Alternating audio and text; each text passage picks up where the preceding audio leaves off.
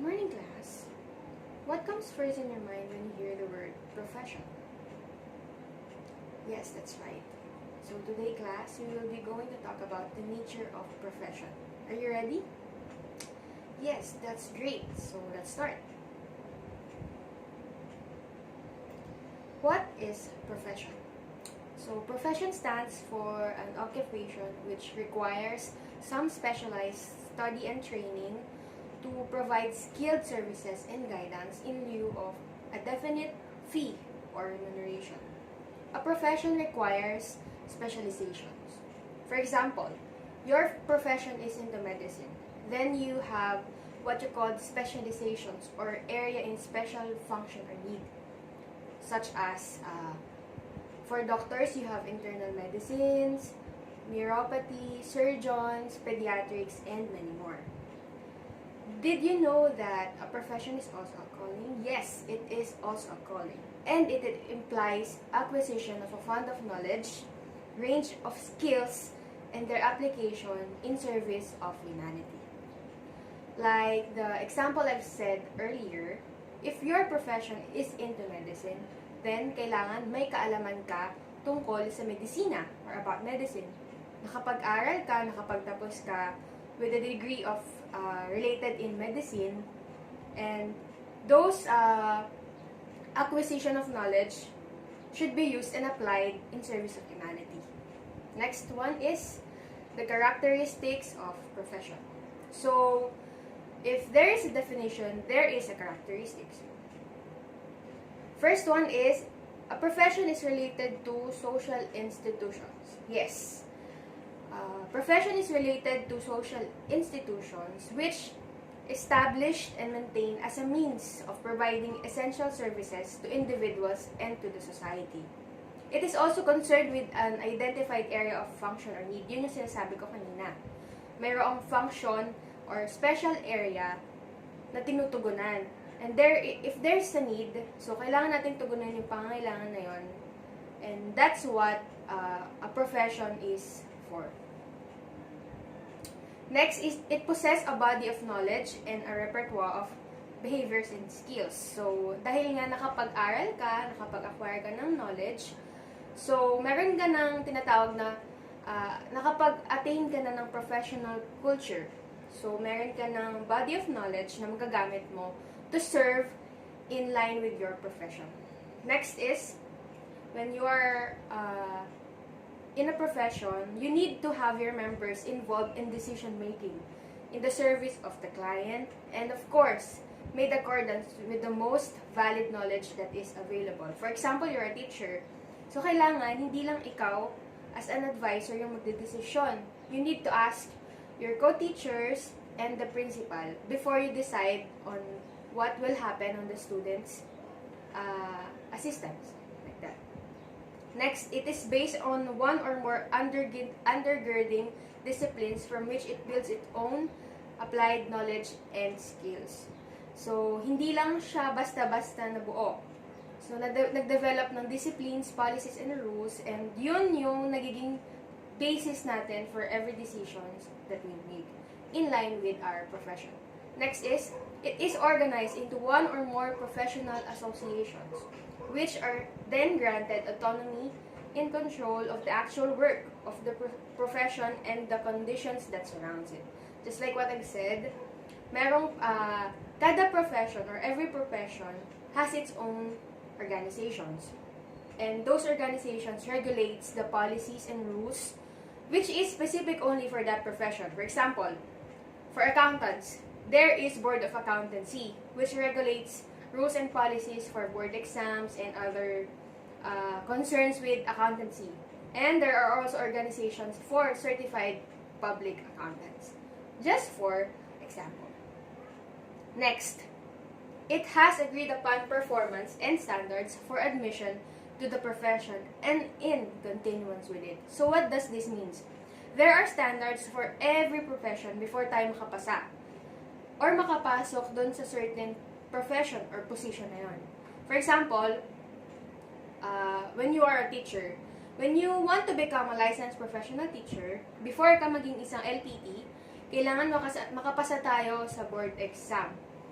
for teachers, or what you call licensure exam for teachers.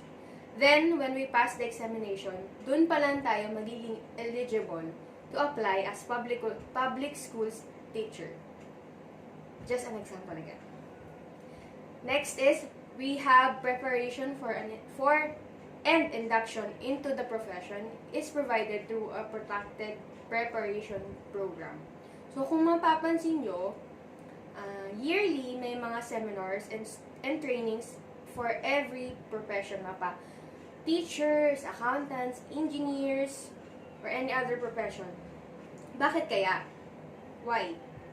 So, the reason behind it is para maging updated and inclined pa rin yung skills and knowledge ng mga professionals sa professions nila. Dahil worldwide, laging merong updates and changes. So, as a professional, dapat lagi tayong inclined sa mga updates and changes para maging effective pa rin yung ating pagbabahagi ng knowledge sa ating mga sasakupan or tinuturuan. Next, we should have a high level of public trust and confidence in the profession. So again, for example, when you are into teaching or you are an LPT, then kailangan whatever we do, whatever we are, kailangan na isa sa puso at na isasagawa natin yung nasumpaan natin regarding our profession. So, outside or inside the school, kailangan napapanatili natin yung public trust na meron tayo. Next one is, we have the authority to practice. Every profession has an accountability for the competence of professional practice within the particular case. So, when you are into your profession and kapag, for example, you are a licensed or certified with your profession, you have the authority to practice what you have learned, what you have acquired, para mapagsilbihan natin yung ating mga nasasakupan. For example, or yung clients natin. Like that. Next one. If we have characteristics, syempre, meron din tayong standards and ethics. First is, we have to adhere to legal and ethical disciplines. Second, following standards defined for the profession. Model professional demeanor. And lastly, respects diversity and ethnicity. So, what is professionalism for educators nga ba? It encompasses various components that influence student learning. So, these are some of the important and basic standards and ethics and professionalism regarding in teaching. Kailangan marunong tayong sumunod sa batas at mga polisiya, especially sa kagawaran kung saan tayo nabibilang, and sa school kung saan tayo pumapasok. Lalo na para sa ating profesyon, kasi tayo ay magiging mga guro, or tayo ay guro. Maging mabuting ehemplo tayo, hindi lang sa loob ng paaralan, maging sa araw-araw na pamumuhay. That's what we call having a high level of public trust and confidence. Higit sa lahat, marunong tayong rumispeto sa pagkakaiba ng lahi at pinagmula ng ating mga mag-aaral o katrabaho. Because we know, inside the classroom and inside the school or the premises that we are in, maraming pagkakaiba sa mga estudyante. Hindi lahat pare-pareho ng lahi ng pinagmulan. So, kailangan nating irespeto yon at kailangan nating pahalagahan. Next, professionalism as the continuous professional development. First is acts as a reflective practitioner. Second, embraces practices of a lifelong learner. 1. So, kailangan natin continuous na mag-acquire and i-refine yung professional knowledge na meron tayo related sa ating profession. So, kailangan continuous yung professional growth. Next is, we need to embrace the practices of a lifelong learner. So, kailangan, lagi natin ipapamuhay na we're always learning and we always want to learn. Because this lifelong journey is about learning. So, we need to act as appropriate. We need to be a risk taker, stepping out of the comfort zone to give the best out of us sa pagtuturo or pagbibigay ng kaalaman sa iba. Dapat palagi tayong mayroong pagnanais na matuto at maisagawa ang mga natututunan natin ang tao.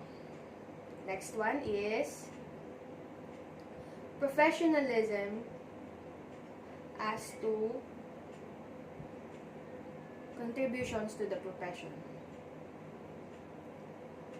First is, we need to act as a role model for educators like us.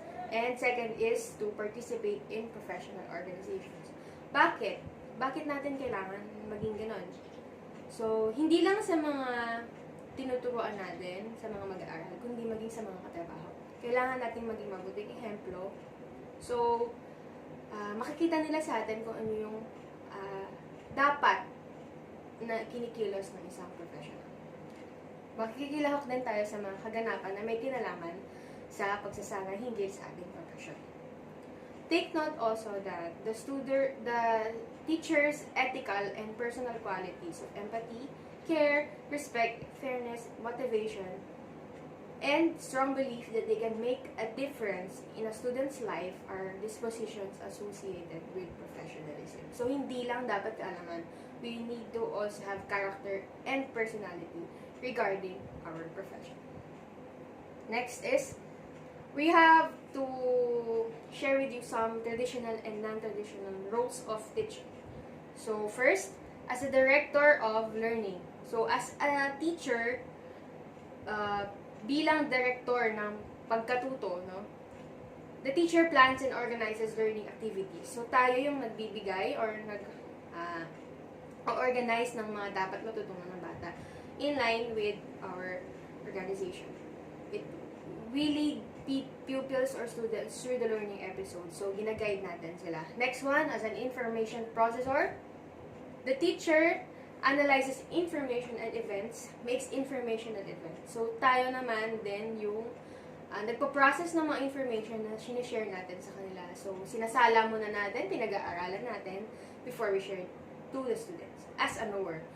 The teacher knows much about the general fields of knowledge, masters thoroughly the subject matter of his or her field of specialization. So, meron tayong mastery level doon sa subject na tinuturo natin para maibigay natin ng maayos, ma-deliver natin ng maayos yung lessons na tinuturo natin sa kanila. Next, as a pioneer in the world of ideas. So, the teacher carries students to the new insights and knowledge. So, binabahagi natin sa kanila yung mga bagong kaalaman para sa kanila na alam na natin before. Next is as a decision maker. The teacher decides on what objectives should be established, decides on the type of instructional program that could be best achieve the objectives. So, we are the ones to decide kung paano natin ibabahagi yung mga kaalaman na meron tayo. We need to make it enjoyable and fun para hindi maboring yung ating mga estudyante or mga mag-aaral. So guys, I hope you have learned something for our lesson today. So next week, I hope you guys would be interested with our next lesson. Thank you for listening.